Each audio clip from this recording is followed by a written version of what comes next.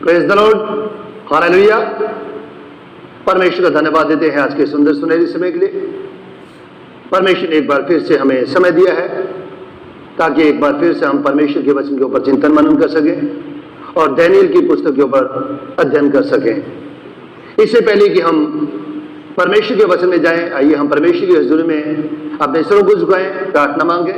निहायत ही मेहरबान खुदा, हम तेरा धन्यवाद देते हैं आज के सुंदर सुनहरी समय के लिए। तूने समय दिया ताकि एक बार फिर से खुदा हम तेरे भवन में आकर खुदा हम तेरे वचन के ऊपर चिंतन मनन कर सकें। यहाँ पर जो भी खुदा बताया जाए, समझाया जाए, सिखाया जाए, मैं नहीं बल्कि तेरा पवित्र आत्मा मुझ में होकर बातचीत कर सके। वचन देना, वचन की भेद उजागर करना मांग लेते हैं प्रार्थना तेरे बेटे हमारे खुदा यीशु मसीह के मधुर और मीठे नाम से सुन और ग्रहण कर, आमीन।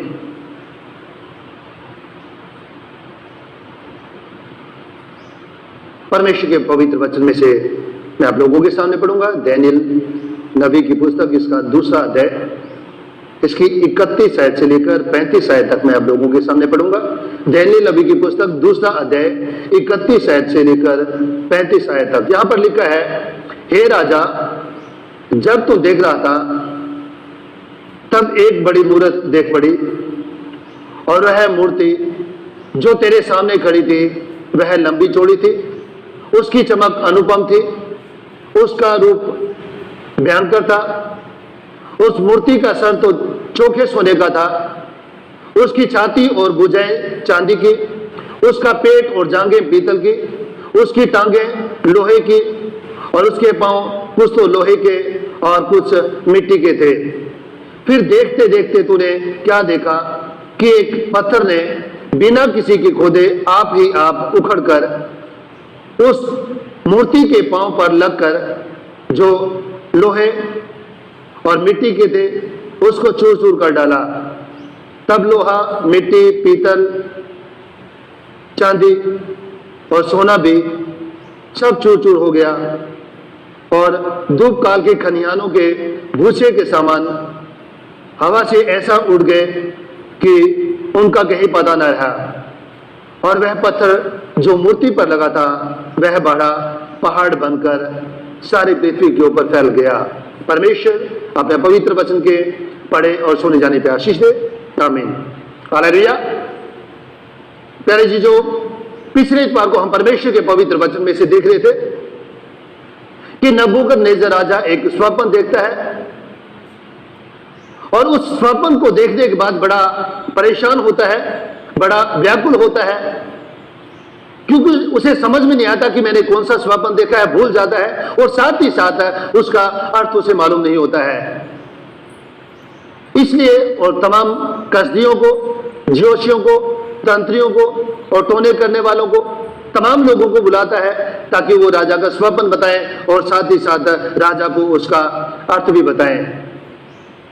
और जब इन लोगों को बुलाया जाता है तो कसदी राजा से कहते हैं कि हे राजा, अपने दासों को अपना स्वप्न बता।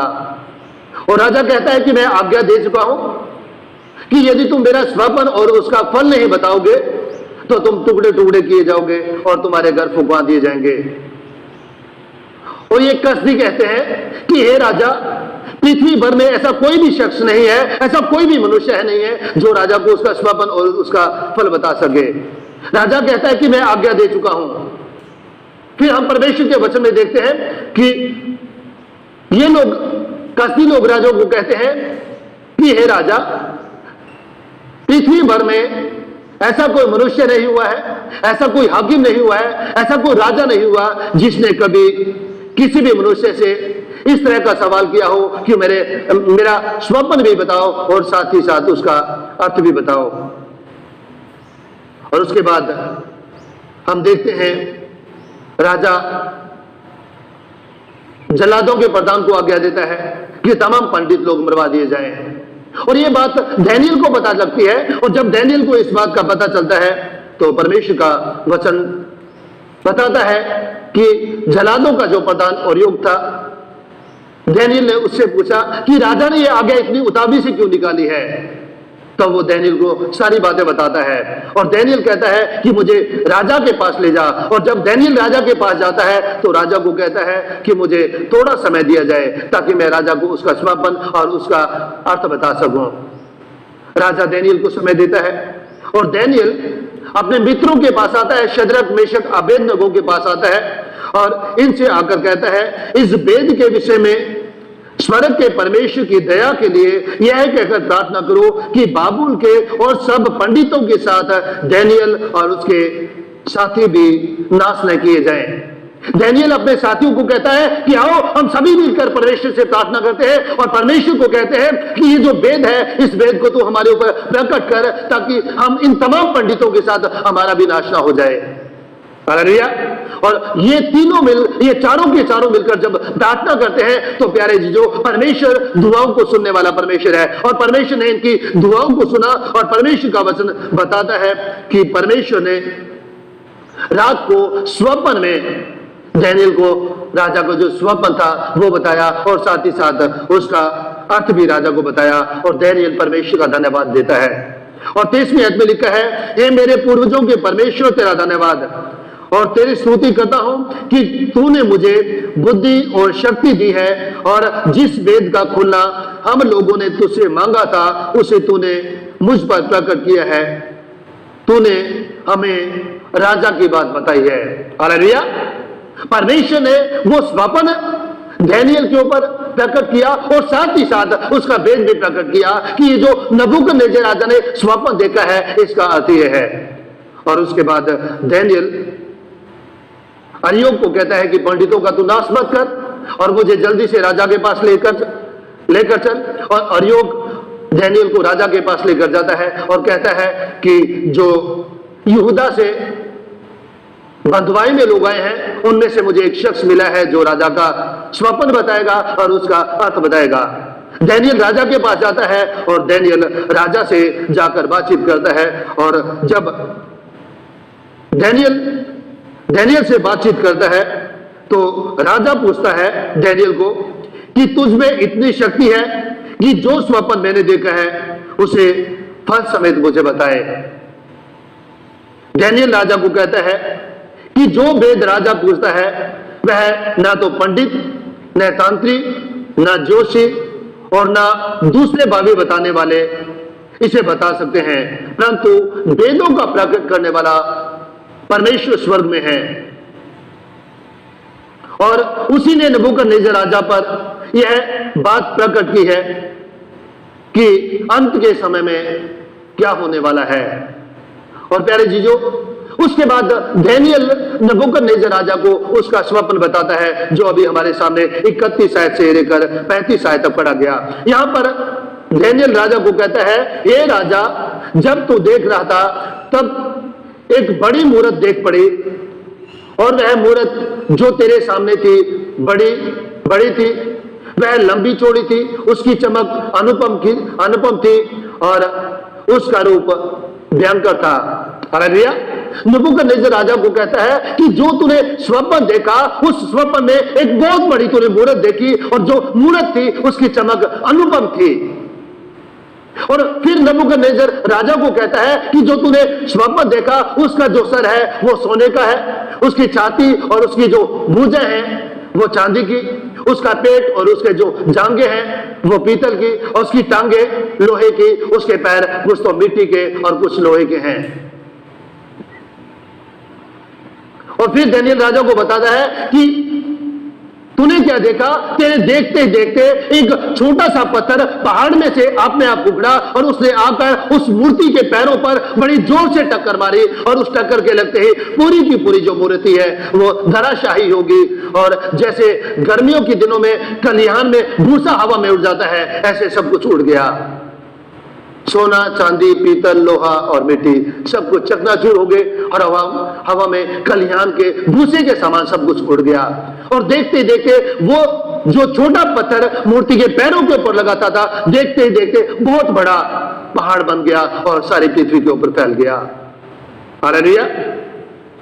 प्यारे जीजो, नबूकदनेस्सर राजा जो स्वप्न देखता है, डैनियल राजा को उसका स्वप्न बताता है कि जो तूने स्वप्न देखा है, स्वप्न का अर्थ यह है कि जो मूर्ति का सोने का सर है वो तू है।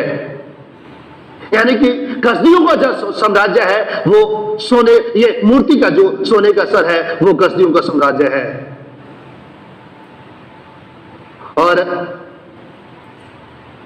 डैनियल कहता है तेरे बाद एक ऐसा राज्य होगा जो तुझसे छोटा होगा। यानी कि जो चांदी की भुजाएं हैं और चांदी की छाती है, तुझसे जो दूसरा राजा होगा वो कमजोर होगा, निर्बल होगा। यानी कि मादी फारसियों का साम्राज्य है। तीसरा साम्राज्य जो हैगा, जो मूर्ति में यहां पर पीतल का पेट और जांघें दिखाई गई हैं, वो है तीसरा साम्राज्य है। यानी कि ये जो साम्राज्य होगा ग्रीस साम्राज्य होगा। और जो चौथा साम्राज्य है वो चौथा साम्राज्य लोहे के समान मजबूत होगा। यानी कि जो टांगे लोहे की दिखाई गई हैं वो इस साम्राज्य को दर्शाती हैं। यानी कि ये जो साम्राज्य होगा ये रोमियों का साम्राज्य होगा। और इसके बाद नबूकदनेस्सर राजा को कहता है जो तूने सोने के, जो तूने लोहे और मिट्टी के पांव देखे, इसके बाद 10 छोटे छोटे साम्राज्य स्थापित होंगे। और फिर तूने क्या देखा कि एक पत्थर बिना किसी के खोदे पहाड़ में से निकला और उसने उस मूर्ति के ऊपर जोरदार टक्कर मारी, उसके पैरों पर टक्कर मारी और सारी की सारी मूर्त धराशाही होगी। कहता है फिर उसके बाद परमेश्वर एक ऐसा राज्य स्थापित करेगा जो पूरे संसार में फैलेगा, और वो है परमेश्वर का साम्राज्य है। डैनियल नबूकदनेस्सर राजा को उसका स्वप्न बताता है और साथ ही साथ डैनियल उसका अर्थ भी बताता है। डैनियल अब नबूकदनेस्सर राजा को विस्तार से बताता है कि ये जो मूर्ति है, ये जो सोने का सर है, चांदी की भुजाएं हैं, पीतल का पेट और जांघें हैं, और लोहे की इसकी टांगे हैं, और पैर कुछ तो मिट्टी के हैं और कुछ लोहे के, और वो पत्थर, इन तमाम चीजों का भेद डैनियल नबूकदनेस्सर राजा को बताता है। और सोने के सर के बारे में हम परमेश्वर के वचन में बात करते हैं। पहला जो है सोने का सर, 32वीं आयत के दूसरे हिस्से में परमेश्वर का वचन हमें बताता है उस मूर्ति का सर तो चोखे सोने का था। हालेलुया। डैनियल नबूकदनेस्सर राजा को कहता है ये जो तूने मूरत देखी, इसका जो सर है वो चोखे सोने का था, प्योर गोल्ड का था। और उसके बाद हम जब 38वीं आयत का दूसरा हिस्सा देखते हैं तो यहां पर लिखा है यह सोने का सर तू ही है। हालेलुया। नबूकदनेस्सर राजा को जब डैनियल उसके स्वप्न का अर्थ बताता है और उसे बताता है कि हे महाराज, हे राजा, ये जो सोने का सर है वो तू ही है। प्यारे जी, डैनियल इसका दूसरा अध्याय इसकी 38 आयत को पढ़े तो यहां पर इस तरह से लिखा है, और जहां कई मनुष्य पाए जाते हैं वहां उसने उन सबों को और मैदान के जीव जंतुओं और आकाश के पक्षी भी तेरे वश में कर दिए हैं, और मुझको उन सब का अधिकारी ठहराया है, और तुझको उन सब का अधिकारी ठहराया है, और यह सोने का सर तू ही है। प्यारे जी, जो डैनियल नबूकदनेस्सर राजा को बताता है कि ये जो सोने का सर है ये तू ही है। और हम इतिहास में देखते हैं, जब हम इतिहास को पढ़ते हैं तो इतिहास में हम पाते हैं कि इतिहास में सिर्फ 4 ऐसे साम्राज्य हुए हैं जिन्होंने पूरे संसार के ऊपर अपना साम्राज्य स्थापित किया हो। और वो पहला साम्राज्य है मादी फारसियों का साम्राज्य है, जो कि शुरू होता है नबूकदनेस्सर राजा से, और इसने पूरे संसार के ऊपर अपना साम्राज्य स्थापित किया। और दूसरा जो साम्राज्य है वो है मादी फारसियों का साम्राज्य है, जो कि इस कसदियों के साम्राज्य के बाद शुरू हुआ, वो है मादी फारसियों का साम्राज्य है। और इसके बाद जो तीसरा साम्राज्य है वो है महान अलेक्जेंडर से लेकर ग्रीस का साम्राज्य है। सिकंदर महान से लेकर ग्रीस का साम्राज्य है। सिकंदर महान ने भी पूरे संसार के ऊपर अपना प्रचंड फहराया। और उसके बाद चौथा जो साम्राज्य है वो है रोमन साम्राज्य है, जो कि लोहे के समान मजबूत था। और इसके अलावा संसार में और कोई भी ऐसा साम्राज्य नहीं हुआ या कोई भी ऐसा रूलर नहीं हुआ है, कोई भी ऐसा राजा नहीं हुआ है जिसने पूरे संसार को अपने अधिकार में लिया हो, या जो पूरे संसार के ऊपर अपना अधिकार रखता हो, या पूरे संसार को उसने विजय किया हो। हालांकि अंग्रेजों के बारे में कहा जाता है कि अंग्रेजों के समय में कभी भी सूर्यास्त नहीं होता था। इसके बावजूद भी इनका जो साम्राज्य है पूरे संसार के ऊपर नहीं फैला। इसके अलावा नेपोलियन, विलियम केसर और हिटलर जैसे लोगों ने पूरे संसार के ऊपर अपना राज्य स्थापित करने की कोशिश की, लेकिन ये असफल हो गए, ये लोग फेल हो गए। लेकिन नबूकदनेस्सर राजा के बारे में परमेश्वर का वचन कहता है कि नबूकदनेस्सर राजा के पिता की मृत्यु के बाद नबूकदनेस्सर राजा 606 बीसी में कसदियों का सम्राट बना, और इसने बेबीलोन को इस तरह से तैयार किया कि संसार का यह एक अनोखा शहर बन गया। और प्यारे जीजों, नबूकदनेस्सर राजा ने 606 बीसी से लेकर 563 बीसी तक राज्य किया, यानी कि 43 वर्ष तक इसने राज्य किया। और इसकी मृत्यु के बाद जो मादी फारसी साम्राज्य है उसने इनके साम्राज्य के ऊपर हमला करना शुरू कर दिया। और 538 बीसी में जो कसदियों का साम्राज्य था उसका जो राजा हुआ है बेलशस्सर, 538 बीसी में उसकी मृत्यु हो गई। और उसके मृत्यु के साथ ही कसदियों का जो साम्राज्य है मादी फारसी साम्राज्य में मिल गया। यानी कि मादी फारसियों ने कसदियों के साम्राज्य के ऊपर आक्रमण किया, बेबीलोन के ऊपर आक्रमण किया, और जो वहां का सम्राट था बेलशस्सर उसको मार डाला, और तमाम कसदियों के साम्राज्य को अपने साम्राज्य में यानी कि मादी फारसी साम्राज्य में मिला लिया। और इस प्रकार परमेश्वर का वचन हमें सिखाता है कि जो कसदियों का साम्राज्य है उसका अस्तित्व खत्म हो गया। यानी कि जो सोने का सर है उसका अस्तित्व खत्म हो गया, उसका समय खत्म हो गया। अब समय आया है चांदी की छाती और चांदी की भुजाओं का, जो कि दूसरा साम्राज्य है, यानी कि मादी फारसी साम्राज्य है। इसका समय है 538 बीसी से लेकर 533 बीसी का इसका समय है। चांदी की वक्ष और चांदी की भुजाएं। कसदी साम्राज्य का जो पहला शासक था वो था खुसरू। और खुसरू राजा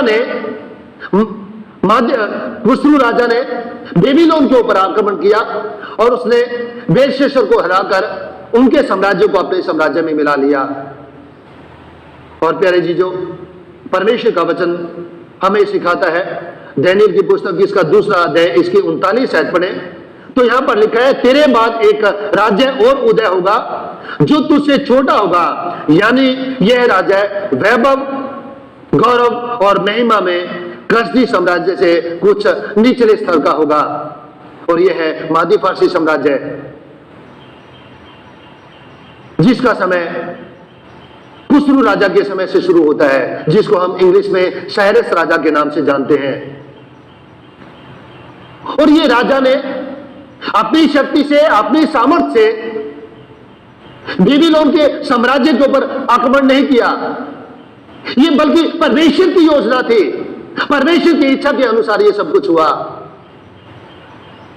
और यदि हम यशायाह की पुस्तक इसका 44 अध्याय इसकी 28 आयत से लेकर 45 अध्याय की 1 आयत से लेकर 6 आयत तक पढ़े तो यहां पर हम देखते हैं कि किस तरह से परमेश्वर मादी फारसी के साम्राज्य खुसरू को तैयार करता है और उसको कहता है कि तू बेबीलोन को ऊपर आक्रमण करेगा और तेरे सामने कोई टिक नहीं सकेगा, यानी कि तू पूरे साम्राज्य के, पूरे संसार के ऊपर अपना राज्य स्थापित करेगा। और प्यारे जीजो, ये वचन जो यशायाह ने खुसरू राजा के इस संसार में आने से 175 वर्ष पहले जो भविष्यवाणी की थी, वो भविष्यवाणी खुसरू राजा के समय में पूरी होती है, जो कि 538 बीसी में शुरू ये भविष्यवाणी पूरी होती है कि खुसरू राजा यानी कि साइरस राजा बेबीलोन के ऊपर आक्रमण करता है और विजय होता है और बेबीलोन को जीत लेता है। और प्यारे जीजो, परमेश्वर का वचन हमें बताता है कि दो कारणों की वजह से परमेश्वर ने खुसरू राजा को चुना। पहला कारण यह था कि बेबीलोन के ऊपर आक्रमण करके उन्हें पराजित करे, क्योंकि उन लोगों ने परमेश्वर के लोगों को, जो परमेश्वर की प्रजा के लोग थे, उन लोगों को इन्होंने गुलाम बनाकर रखा, 70 वर्ष तक की गुलामी में रखा। और यिर्मयाह इसका 27वां अध्याय इसकी 7वीं आयत के अनुसार कसदी वंश का जो घड़ा था पाप का, वो भर चुका था और परमेश्वर विश्व साम्राज्य की कुंजियां मादी फारसी साम्राज्य के सुपुर्द करना चाहता था। इसलिए परमेश्वर ने खुसरू राजा को चुना ताकि वो बेबीलोन के साम्राज्य के ऊपर आक्रमण करे और उन्हें पराजित करे और पूरे संसार के ऊपर अपना अधिकार स्थापित करे। और दूसरा मेन उद्देश्य था परमेश्वर को खुसरू राजा को चुनने का, ताकि यहूदी लोग जो बाबुल देश की गुलामी में रहते हैं, 70 वर्ष से गुलामी में रह रहे हैं, उन लोगों को उस गुलामी में से आजाद करे और उन लोगों को परमिशन दे, उन लोगों को आजाद करे और उन लोगों को आजाद करके परमिशन दे कि तुम वापिस यरूशलेम में जा सकते हो, तुम वापिस यहूदा में जा सकते हो और जो शहर पना टूटी हुई है उसको तुम स्थापित कर सकते हो और साथ ही साथ जो परमेश्वर का भवन टूटा हुआ है उस भवन को फिर से तुम बना सकते हो। और प्यारे जीजो, इन दो कारणों की वजह से परमेश्वर ने बेबीलोन के राज्य का अंत किया और मादी फारसी साम्राज्य की स्थापना की, उसको स्थापित किया और पूरे संसार के ऊपर परमेश्वर ने फैला दिया। और साइरस राजा ने यहूदियों पर कृपा दृष्टि की और जो लोग यरूशलेम में जाना चाहते थे, राजा ने उनको आज्ञा दी, उनको हुक्म दिया और उनको कहा कि जो जो लोग यरूशलेम में जाना चाहते हैं, यहूदा में वापस जाना चाहते हैं, अपने देश को जाना चाहते हैं, तुम जा सकते हो और जाके अपने नगरों को बसाओ, शहर पना को बनाओ और साथ ही साथ जो परमेश्वर का भवन टूटा हुआ है उसको, उस भवन को बनाओ। 538 बीसी में मादी फारसी साम्राज्य ने बेबीलोन के ऊपर आक्रमण किया, उनको जीत लिया और उसके बाद उन्होंने इन लोगों को परमिशन दे दी कि तुम अपने देश में जाकर अपने अपने नगर को बसा सकते हो। और साथ ही साथ 536 बीसी में इस राजा ने, यानी कि ये जो मादी फारसी राजा है, साइरस राजा है, इस राजा ने बहुत सारी आर्थिक मदद देकर इन लोगों को भेजा कि जाओ और जाकर परमेश्वर का भवन जो यरूशलेम में है फिर से उसको स्थापित करो। और साथ ही साथ तमाम वो सोने चांदी के बर्तन जो नबूकदनेस्सर राजा परमेश्वर के भवन में से उठा कर ले गया था, वो तमाम बर्तन वापस कर दिए कि ये सोने चांदी के बर्तन जो नबूकदनेस्सर राजा उठा कर ले आया था उसको भी तुम वापस ले जाओ। और उस समय, जिस समय इस राजा ने, मादी फारसी राजा ने, यानी कि साइरस राजा ने इन लोगों को जरुब्बाबेल की लीडरशिप में वापस भेजा, उस समय 42,360 लोग वापस यरूशलेम में आए और इन्होंने आकर अपने शहर को बसाना शुरू किया और साथ ही साथ परमेश्वर के भवन को बनाने का काम इन्होंने शुरू किया। प्यारे जी, जो कुछ भी हुआ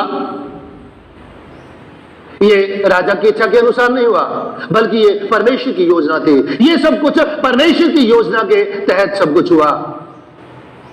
क्योंकि परमेश्वर का वचन कहता है, दूसरा इतिहास इसका 36वां अध्याय इसकी 22 से इस आयत पढ़े तो यहां पर परमेश्वर के वचन में लिखा है, दूसरा इतिहास 36 इसकी 22 और 23 आयत में लिखा है, फारस के राजा खुसरू के पहले वर्ष में यहोवा ने उसके मन को उबारा कि जो वचन यिर्मयाह के मुंह से निकला था वह पूरा हो।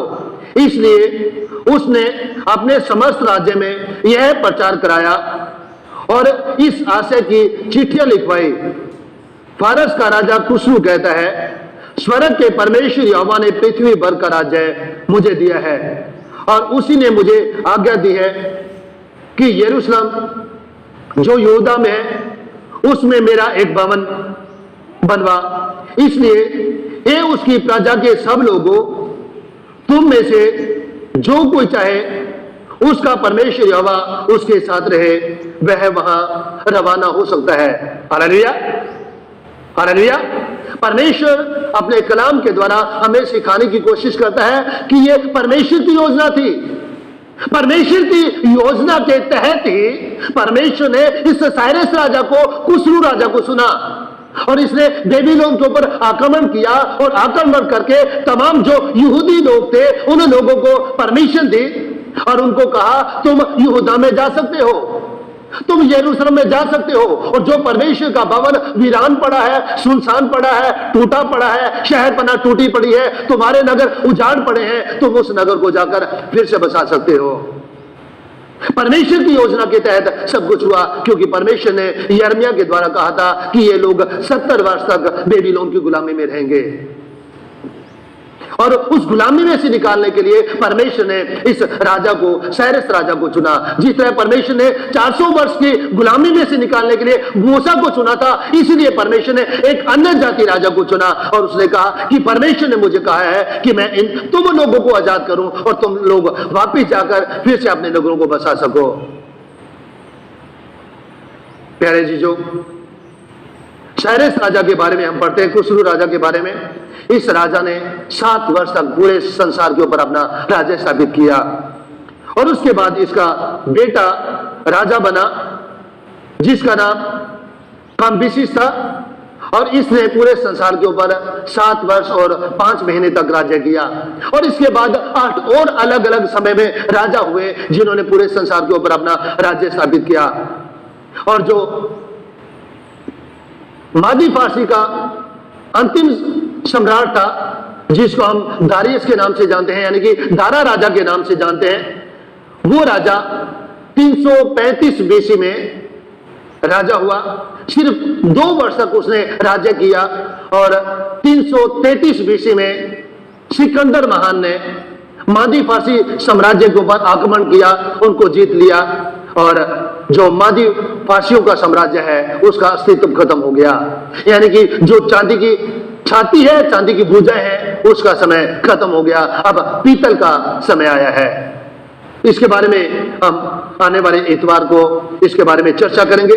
और प्यारे जी, जो हम परमेश्वर के वचन में से देखते हैं, नबूकदनेस्सर राजा ने जो स्वप्न देखा उसका सर सोने का है, उसका समय खत्म हो गया।